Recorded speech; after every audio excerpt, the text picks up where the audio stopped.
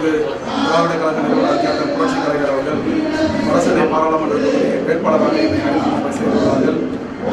வடசென்னையிலே ராயபுரத்தில் பிறந்து வளர்ந்த எனக்கு வடசென்னையின் அவலநிலை தெரியும்.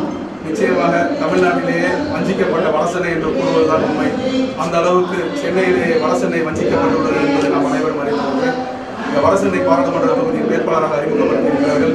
நிச்சயமாக இந்த வேட்பாளர் நான் வெற்றி பெற்று பாராளுமன்றத்தில் சென்றால் இந்த வடசென்னை தமிழகத்திலே சென்னையில் உள்ள 3 சென்னைகளில் முதலாவதாக இந்த வடசென்னை மாறுவதற்கான அனைத்து ஏற்பாடுகள் செய்வேன் என்பதை முதலில் உறுதி கூறுகிறேன்.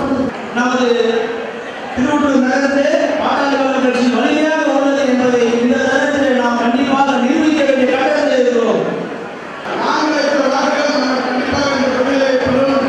புதிய வாக்காளர்கள் இருக்கிறார்கள் என்பதை நினைவு கொண்டு மேடையில் நமது அழைப்பை ஏற்று கலந்து கொண்டு கூட்டங்கள் நடப்பதாக நம்மளுடைய கொள்கைகள் நம்மளுடைய கோரிக்கைகள் அனைத்தும் மக்களிடம் சென்றடைய வேண்டும்.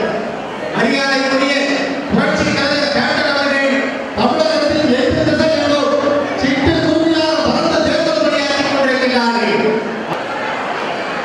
கண்டிப்பாக மத்தியிலே பாரதிய ஜனதா கட்சியுடைய